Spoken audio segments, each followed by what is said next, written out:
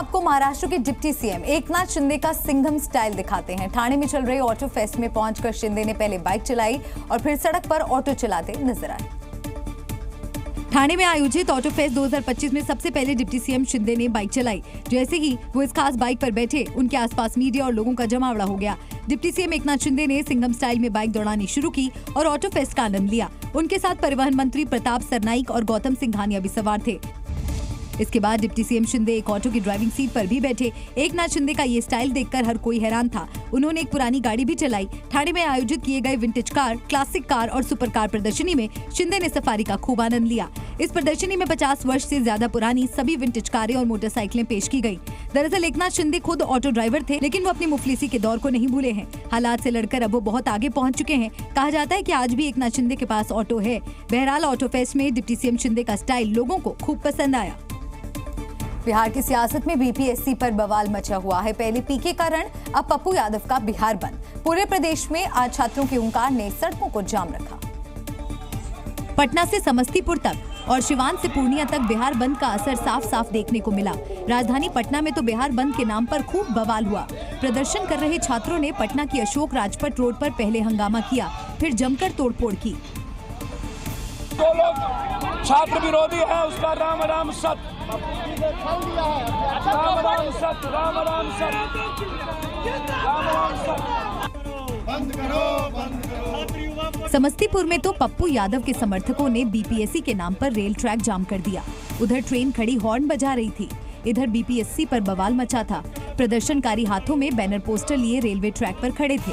बिहार के पूर्णिया में भी कुछ ऐसी ही तस्वीर दिखी। यहाँ पप्पू यादव के समर्थकों प्रदर्शन के नाम पर खूब हंगामा काटा, तोड़फोड़ की, जैसे बिहार बंद किसी बवाल में बदल गया, जिसने शहर के आमद जनमानस के लिए भी मुसीबत पैदा कर दी।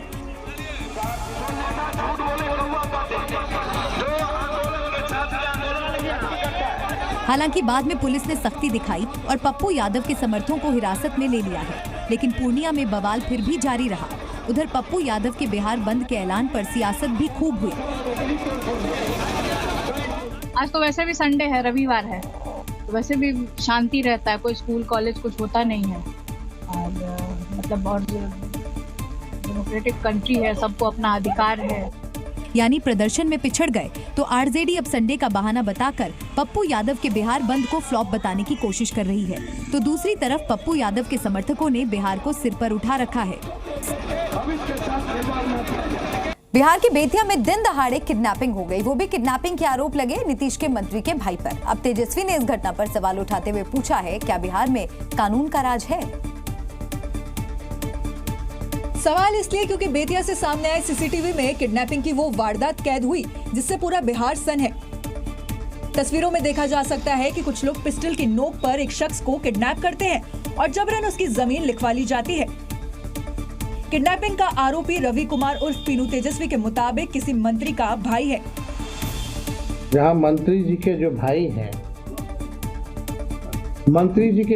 हैं, साफ साफ जो है इसमें दिखाया गया है, होटल में कहीं कहाँ ले जाकर के जबरन जो है पिस्टल के नोक पर जो है जमीन लिखवाने का काम किया। इस घटना के बाद आरजेडी ने नीतीश पर सवालों की बौछार शुरू कर दी। तेजस्वी ने आरोप लगाया कि अपराधी खुले घूम रहे हैं और छात्र पकड़े जा रहे हैं। ये कौन सा राज चल रहा है? कानून का राज है, जहां मासूम छात्र, कल तो मधुबनी की हमारी छात्रा थी, उसको गिरफ्तार कर लिया गया मुख्यमंत्री के आगमन के पहले। कुल मिलाकर बेतिया की घटना ने बिहार की सियासत को गर्म कर दिया। कभी जंगल राज के लिए बदनाम बिहार में मंत्री के भाई पर दिन दहाड़े किडनैपिंग के आरोप लगे तो सियासी पारा हाई होना तो लाजमी है। ये कानून का राज है या किसका राज है? अब बताएं, माननीय मुख्यमंत्री जी को जवाब देना चाहिए। होम डिपार्टमेंट उनके अधीन आता है और इतनी बड़ी घटना होती है और एक बार नहीं, इस व्यक्ति पर दर्जनों आपराधिक केस दर्ज है।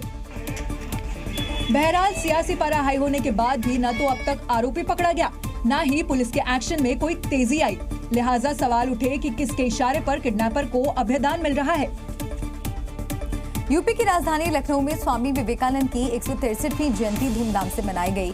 इस दौरान राष्ट्रीय युवा दिवस कार्यक्रम को भी आयोजित किया गया, जिसमें सीएम योगी आदित्यनाथ ने भी हिस्सा लिया।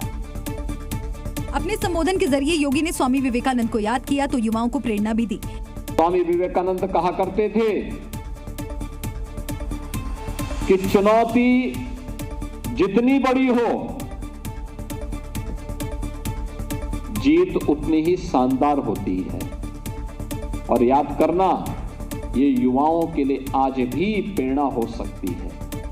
एक तरफ योगी प्रदेश के युवाओं को संबोधित कर रहे थे, उन्हें एकजुटता, जुनून और चुनौतियों से लड़ने की प्रेरणा दे रहे थे, तो दूसरी तरफ उन्होंने ट्वीट कर लिखा, गर्व से कहो हम हिंदू हैं। सनातन संस्कृति को वैश्विक पटल पर पुनर्स्थापित करने वाले महान युवा सन्यासी, युग प्रवर्तक, चिंतक, युवाओं के प्रेरणा स्रोत स्वामी विवेकानंद जी की जयंती पर उन्हें कोटिशः नमन एवं राष्ट्रीय युवा दिवस की सभी को हार्दिक बधाई। उन्होंने विश्व को ये दिखाया कि हिंदू धर्म मानवता का सच्चा मार्गदर्शक है। यानी योगी ने एक तरफ स्वामी विवेकानंद को याद किया, उन्हें नमन किया, तो दूसरी तरफ उनकी जयंती पर प्रदेश के युवाओं में नया जोश भरा। युवा के बगैर किसी भी सभ्य समाज का और किसी भी राष्ट्र का कोई भविष्य नहीं हो सकता। पूरे देश में स्वामी विवेकानंद की जयंती को राष्ट्रीय युवा दिवस के तौर पर सरकार मनाती है, जिसके चलते आज पूरे देश में युवा दिवस के कार्यक्रम किए गए। रामलला की प्राण प्रतिष्ठा की पहली वर्षगांठ पर अयोध्या धाम भक्तों से गुलजार है। प्रभु श्री राम के भक्त नाच गाकर अपनी खुशी का इजहार कर रहे हैं।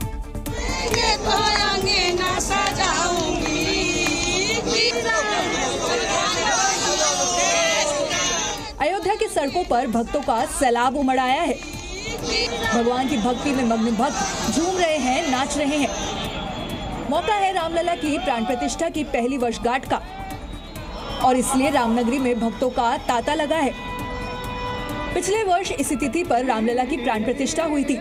इसी खुशी में 3 दिन का भव्य उत्सव अयोध्या में मनाया जा रहा है। लाखों की संख्या में श्रद्धालुओं का जन सैलाब उमड़ा है। देखिए किस तरीके से श्रद्धालु पहुंच रहे हैं, दर्शन कर रहे हैं। बाकायदा देखिए किस तरीके से झूम रहे हैं। तो कहीं न कहीं जो तस्वीरें हैं वही त्रेता की तस्वीरें नजर आ रही हैं। जब प्रभु श्री राम जो है लंका पर विजय प्राप्त करके अयोध्या वापस आए थे, तो अयोध्यावासी भी नाच गानों से, मंगल गीत इसी तरीके से उनका स्वागत किए थे। अयोध्या में माहौल बिल्कुल वैसा ही है जैसा त्रेता युग में था।